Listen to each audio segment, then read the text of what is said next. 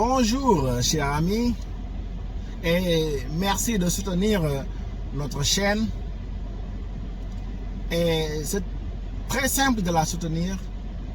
Liker, faire liker, commenter, faire commenter et le partager en le faisant partager avec vos familles, vos amis, pour qu'eux aussi puissent bénéficier des informations que nous transmettons et qu'ils puissent aussi partager leur avis en commentaire. Cela nous aidera beaucoup. Encore une fois, merci pour votre soutien. Alors aujourd'hui, nous vous amenons une information de taille. Ce qui s'est passé en Occident, plus précisément aux États-Unis, en Pennsylvanie. Figurez-vous que hier nuit, le candidat à la présidentielle, M. Donald Trump, a échappé belle à une tentative d'assassinat. Qu'est-ce qui s'est réellement passé? Tout de suite, nous entrons en détail après le jingle.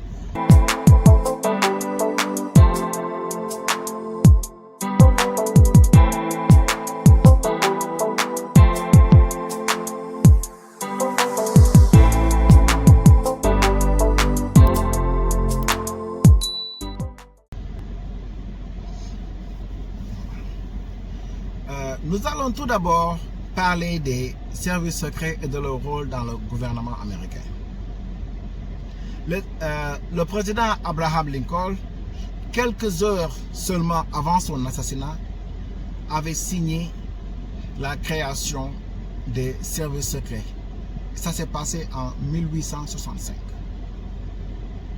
Et plus tard, le service secret qui était initialement chargé de lutter contre les contrefaçons de monnaie, après la mort du président William McKinley en 1901, ils ont aussi la lourde tâche de protéger le président américain, lui, sa famille, les futurs candidats à la présidentielle.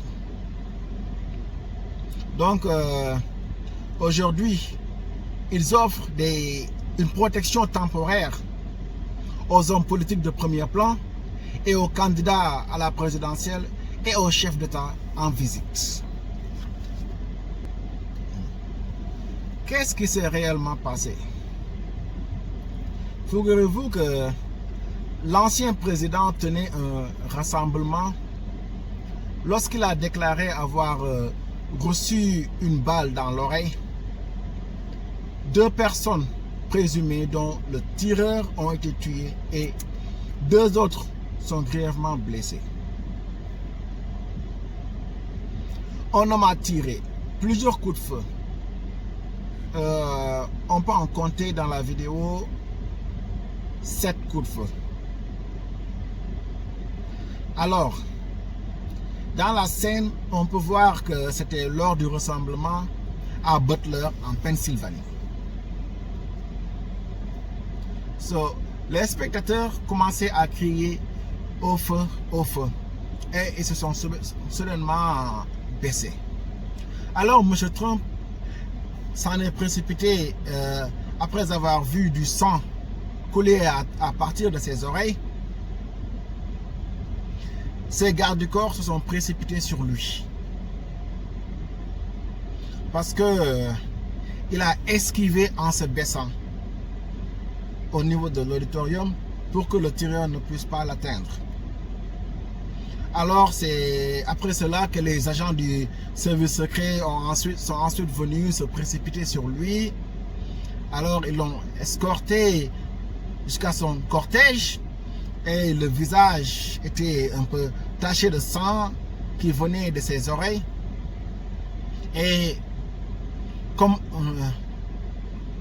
il a toujours été un combattant, il a pointé son bras et il s'est dit, vous devez lutter. You fight, fight. C'est ce qu'il répétait sans cesse pendant qu'il était escorté pour aller rejoindre sa voiture. Alors, ensuite, il y a eu des déclarations il est parti sur sa chaîne sociale puisque lui, il est banni de Twitter, de Facebook. Il a créé sa propre chaîne sociale qu'il appelle The Truth, qui veut dire la vérité. Et là, il a dit une balle a transpercé la partie supérieure de mon oreille droite.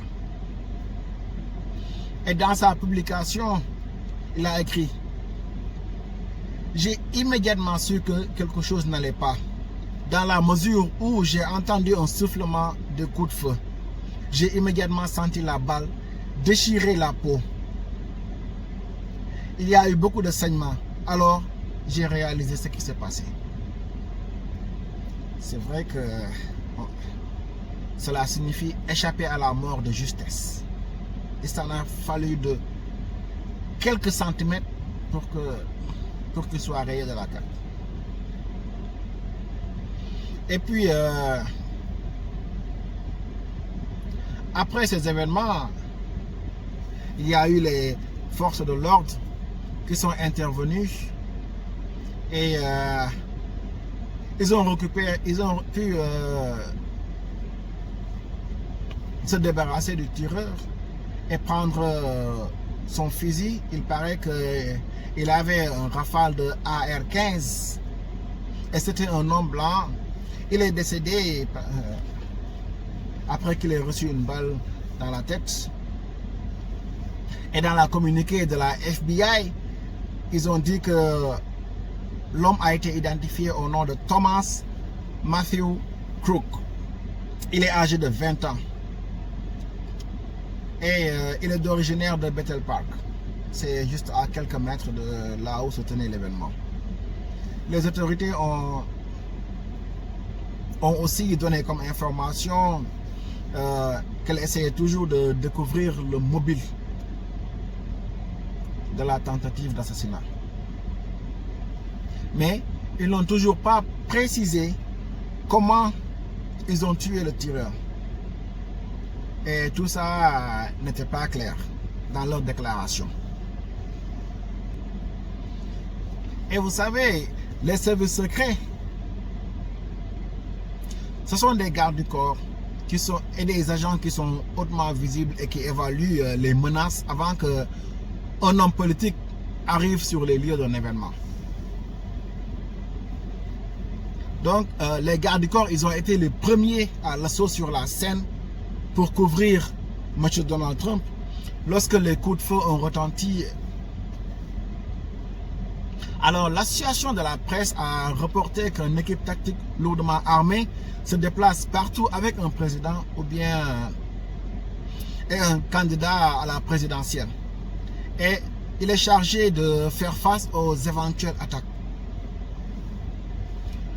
La police de la Pennsylvanie, lors d'une conférence de presse après la fusillade, a déclaré que les services secrets étaient les principaux agents chargés d'assurer la sécurité de M. Trump. Ils étaient également chargés d'évaluer les menaces à l'avance. Donc là, il y a un peu de divergence entre les deux. Donc les services secrets qui n'ont pas assisté à la conférence de presse, dans un communiqué, ils ont déclaré qu'un tueur présumé avait tiré plusieurs coups de feu sur Donald Trump. Un spectateur est brièvement blessé et 2 autres.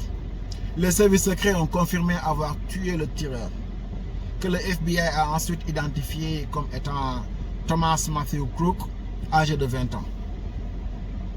La tentative d'assassinat a eu lieu lors d'un rassemblement en plein air dans l'après-midi à Butler, en Pennsylvanie.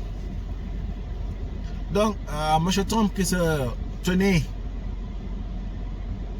devant la scène, depuis un toit voisin, l'association de presse rapporte que le toit, bien qu'il se trouve à l'extérieur de l'événement de campagne, se trouvait au moins à 150 mètres de l'endroit où Donald Trump s'exprimait.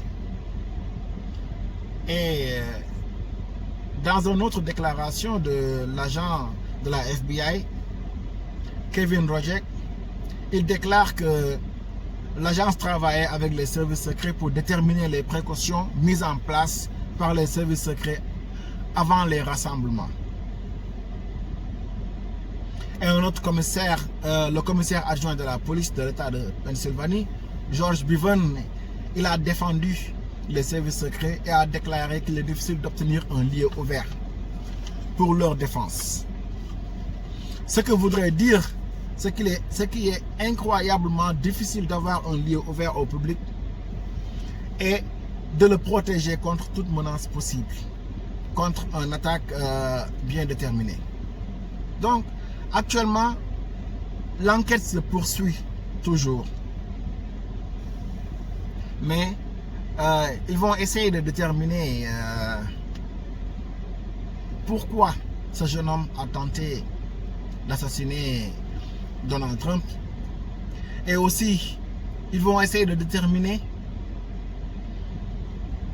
où est-ce qu'ils ont échoué. Et qu'est-ce qu'ils doivent améliorer dans le futur pour mieux protéger les hommes politiques durant de tels événements.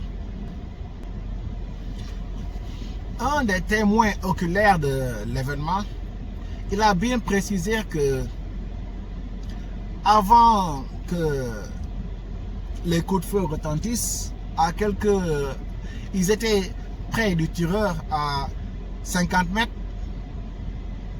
Ils avaient vu sur un toit un homme qui rampait avec une arme à la main. Alors, il a essayé d'indiquer aux policiers qu'il y avait un homme sur le toit qui avait une arme à la main. Mais les policiers faisaient du genre quoi? Qu'est-ce que vous dites? Il a encore répété, il y a un homme sur le toit avec une arme à la main. Il a même pointé du doigt là où se trouvait l'homme. Mais le policier a fait du genre quoi? Et après qu'il y ait eu des tirs, il a encore pointé du doigt l'homme qui se trouvait sur le toit. Et c'est à cet instant-là que les agents secrets, les snipers, ont vu qu'il y avait un homme sur le toit et ils l'ont abattu avec une balle sur la tête. Mais lui-même, il se demandait pourquoi les policiers n'ont pas réagi lorsqu'il leur a pointé qu'il y avait un homme sur le toit. Tout ça, ce sont des questions qui demeurent toujours inillustrées. En fait, ce sont les États-Unis, voilà, ils ont leur propre réalité. Mais j'avoue quand même, personnellement, c'est un peu trop louche, tout cela. Mais bon, nous y verrons un peu plus clair, peut-être, durant les prochaines heures à venir. N'hésitez pas de donner votre avis en commentaire, de liker la vidéo si vous avez aimé les informations que l'on partage et de le partager avec celui que vous voudrez qu'il voit l'information. Et d'ici là, je vous dis à bientôt.